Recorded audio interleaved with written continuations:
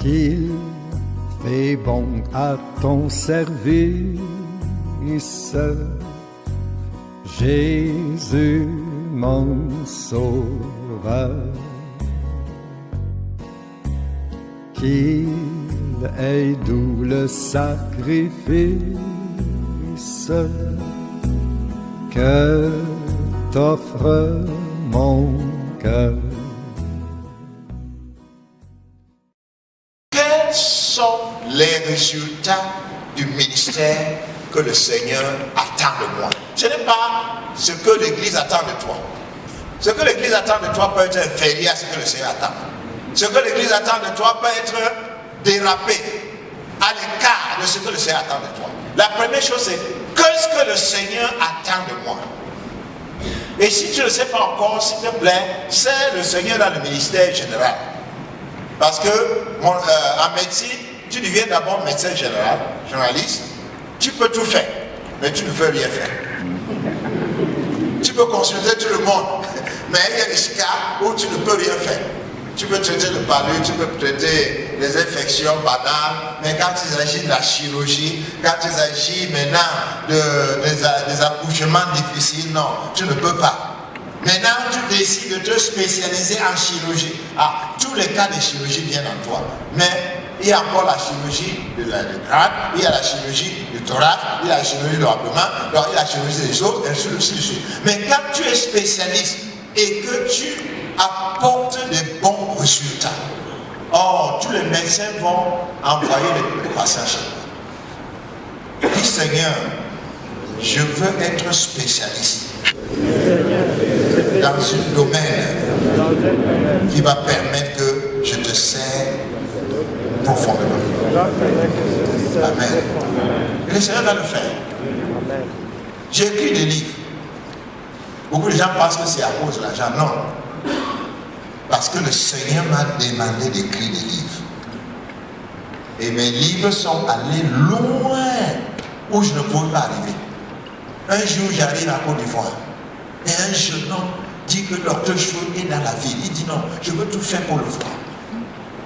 Et il vient, quand il serrait ma main, c'était comme s'il a vu Dieu.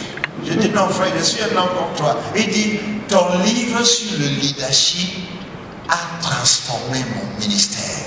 Et j'étais en train de dire, quel jour est-ce que j'aurai l'occasion de voir l'auteur de ce livre et pour l'appuyer. Donc, si tu te spécialises, frère, parce que j'ai demandé au Seigneur, je veux faire des affaires. Le Seigneur dit non. L'affaire que tu vas faire, écris des livres. Les livres vont aller loin. Et un jour, je suis quelque part. Un jeune homme vient me dire, papa, tu es mon père spirituel. Je dis, mais comment? On ne s'est jamais vu. Je ne te connais pas. Comment tu dis que tu es mon père? Mais est-ce que c'est pas toi qui as écrit le livre Sexe, alcool et la cigarette? Ou est-ce que tu es piégé? Je dis, oui, c'est bien, c'est moi. Il dit, mais oui. Le livre est arrivé chez moi. J'ai lu le livre et j'ai donné mon cœur à Jésus. Et j'ai commencé à dire, quand est-ce que j'aurai l'occasion de voir mon père spirituel? Donc tu es mon père spirituel. Les livres vont là où tu ne peux pas aller. La prière va là où tu peux parler. L'évangélisation dans les médias peut atteindre des gens que tu ne verras qu'au ciel. Mais il faut être là où le Seigneur veut que tu sois. Et que tu fais ce que le Seigneur attend de toi. Et c'est cette période-là où tu te spécialises. Et deuxièmement, c'est la période d'investissement. Je ne sais pas comment parler de l'investissement. S'il vous plaît, il y a des pasteurs qui vont à la retraite qui n'ont pas de terrain, qui n'ont pas de maison. Et ils ne savent pas où leurs familles vont s'héberger. Et vous imaginez que vous mourrez avant la retraite. Que deviendra-t-il de votre famille? Vous serez comme ce serviteur de Dieu dans 2 Rois chapitre 4. C'est l'histoire le plus misérable que je lis dans la Bible. Parce qu'il s'agit d'un serviteur de Dieu, un prophète qui a servi l'Éternel avec toute son âme, avec toute sa force, avec toute son intelligence. Mais il est mort endetté. Ça ne sera pas ta portion. Lève ta main, dis, ça ne sera pas ma portion. Oui. Donc il faut penser à investir. Maintenant, je vous dis deux choses. Il ne faut pas oublier. Première chose, si tu es salarié pour le restant de ta vie, tu vas mourir pauvre. Vous avez compris? Si vous ne dépendez que de l'église, combien même l'église paye? L'église est le plus mauvais payeur du monde avec l'État. Donc si tu dépends de l'église, il te donne combien? 100 000 francs, 200 000 francs, c'est quoi? Pour prendre soin de la famille et pour investir. Le jour où on t'envoie en retraite, ou le jour où tu ne peux plus te payer, la pauvreté toque à la porte. Deuxième vérité que je vous donne. Tous les riches du monde sont des investisseurs. À moins qu'ils soient voleurs. Parce qu'il y a des voleurs de l'État qui volent l'argent de l'État et qui deviennent riches. Mais quand ils deviennent riches, c'est parce qu'ils ont volé pour investir. Si tu vois un homme riche dans le monde, c'est un investisseur. Et le pasteur, pendant 30 à 60 ans, doit investir. Dis à ton voisin, tu as l'obligation d'investir.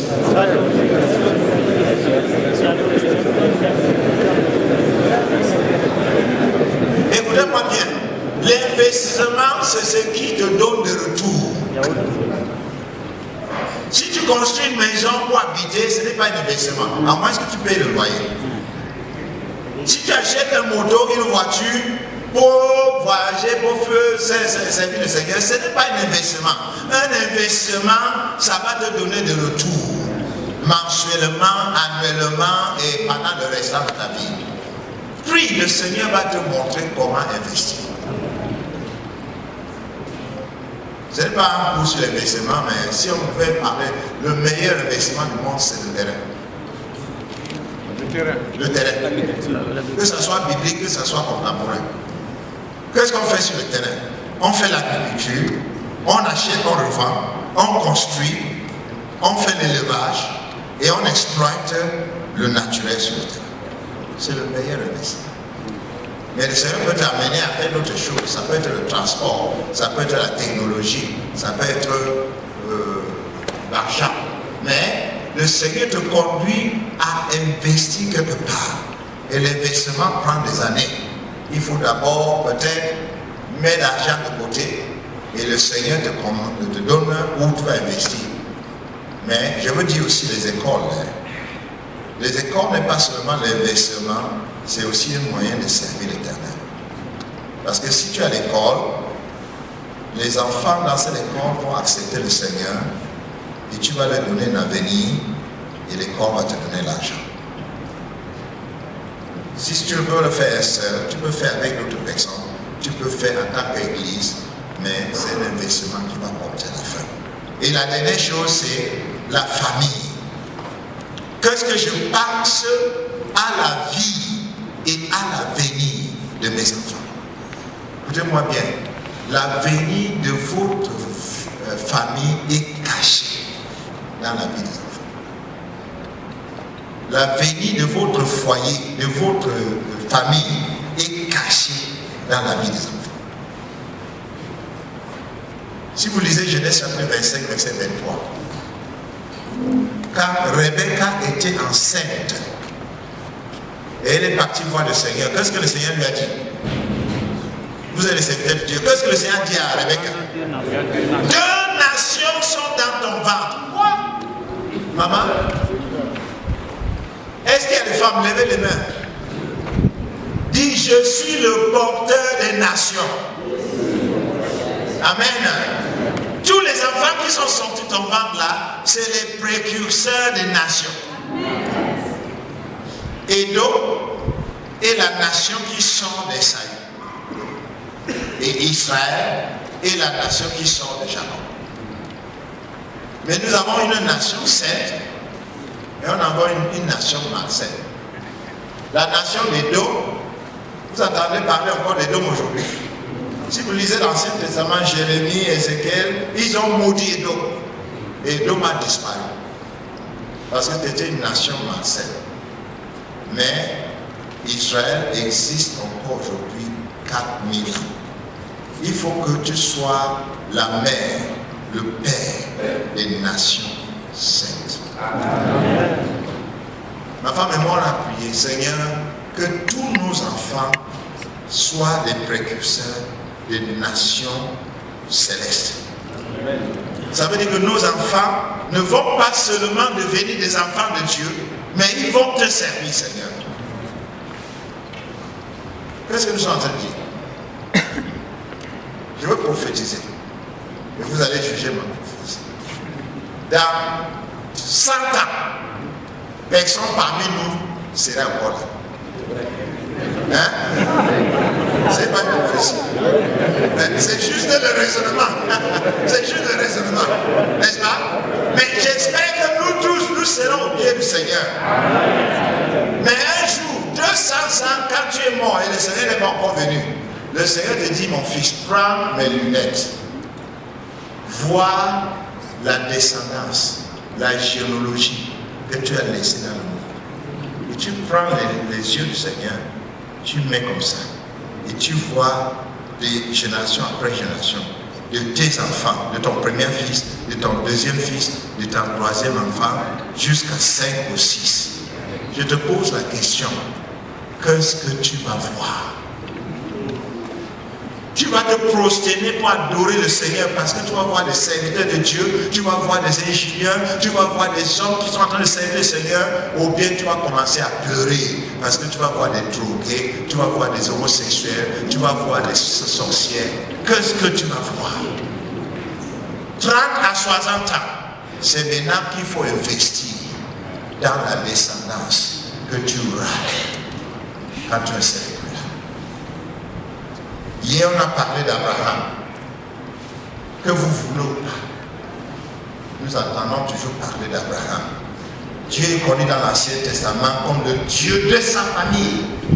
Et jusqu'aujourd'hui, sa descendance est le tribut. Que le Seigneur te donne cette onction. Que tu dis, Seigneur, ma famille sera reconnue par ton nom. De génération en génération. Apporte-moi la grâce de laisser derrière moi des enfants qui vont te servir et qui vont donner des enfants qui vont te servir, et que ma descendance de génération en génération ne sera pas tout simplement des enfants de Dieu, ils seront tous des serviteurs de l'Éternel. Pour que ce soit ainsi au nom de Jésus. Mais vous imaginez, les musulmans veulent que tous les enfants soient musulmans. Les satanistes veulent que tous les enfants soient satanistes. Les personnes qui sont relaxes, c'est les chrétiens. Si tu pries pour tes enfants, tu déclares sur leur vie. Tu fais des alliances avec le Seigneur. Que ce soit de ton vivant, que ce soit de ta mort, tes enfants vont te servir. On servit le Seigneur, je veux dire. Donc voilà, vraiment, cette période de 30 à 60 ans, n'oublie pas, il y a 3 choses. Vous n'avez pas oublié les 3 choses, n'est-ce pas? Les résultats de mon ministère, les résultats de mes investissements et les résultats dans ma famille. Voilà les 3 choses qu'il faut bâtir. Je ne veux pas aller plus loin parce que quand je parle des enfants, souvent les gens ne veulent plus m'écouter. Parce que nous tous, nous sommes tombés dans le postmodernisme où nous voulons limiter Dieu à 2 ou à 3 enfants. Et il y a même des pasteurs qui le font. Ma femme et moi, on s'est repentis 1000 fois. Parce que sans savoir, on a limité Dieu à 4 enfants. Et quand on s'est repenti, on était déjà vieux, on ne pouvait plus avoir des enfants. On a commencé à adopter des enfants. Mais il y a une femme dans la Bible qui a eu 20 enfants. Vous connaissez cette femme-là? Non, je veux poser la question. Prix, un prix. Pour celui qui connaît la femme qui a eu 20 enfants. Qui connaît la femme qui a eu 20 enfants dans la Bible? Une seule personne.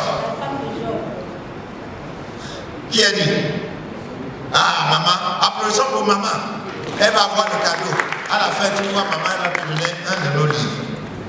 La femme de Job, elle a d'abord eu 10 enfants. Elle a même maudit son mari. Mais son mari n'est pas mort. Et quand le Seigneur a commencé à le bénir, elle a encore eu 10 enfants. Alléluia. Mais ta femme n'a que 3, tu veux arrêter.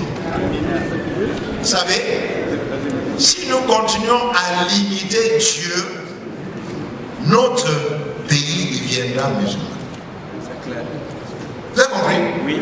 Parce que ton camarade a 4 femmes. Et il ne limite pas la naissance. Donc chaque femme a 4 ou 5 enfants. Donc pendant que tu te limites à 3, lui il a 16, il a 20. Donc biologiquement, le pays devient de plus en plus musulman, athée, parce que tu limites Dieu. Et qui sait si le 5e enfant que tu es en train de refuser sera un Traoré Ibrahim de cette nation. Dis à ton voisin, mon frère, ne limite pas Dieu.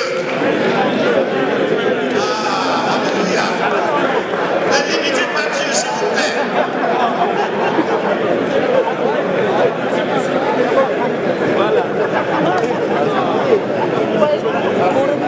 La technique nous a lâché, mais on va y aller. Donc, quelle est l'importance de cette période? L'importance de cette période, 1, au niveau du ministère. Pourtant, c'est le diapositive le plus important que je voulais qu'on voit. Mais au niveau du ministère, voilà au moins 6 choses. Donc voilà des choses qui doivent se passer dans ton ministère.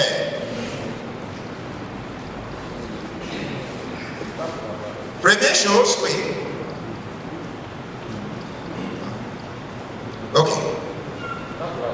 Au niveau du ministère, relevez les choses que Dieu attend de toi et de moi. 1. Les âmes sauvées. Voilà, merci. Les âmes sauvées. Combien de personnes présenterai-je au ciel comme le fruit de mon ministère? Les disciples formés, les églises implantées, l'argent investi dans le royaume de Dieu, les intercesseurs formés, les ministères para-église. Les ministères para-église, c'est les hôpitaux où on prêche l'évangile, c'est les écoles, c'est la radio-télévision, c'est les ministères auprès des orphelins, les ministères en prison, le ministère de la littérature. Donc tout ça, c'est des ministères para-église. Ça fait l'extension de l'église dans le monde. Mais quels seront les résultats de mon ministère? Si tu n'as pas 1, 2, 3 de ces choses, ça voudra dire alors que tu n'es pas en train d'investir dans le royaume de Dieu.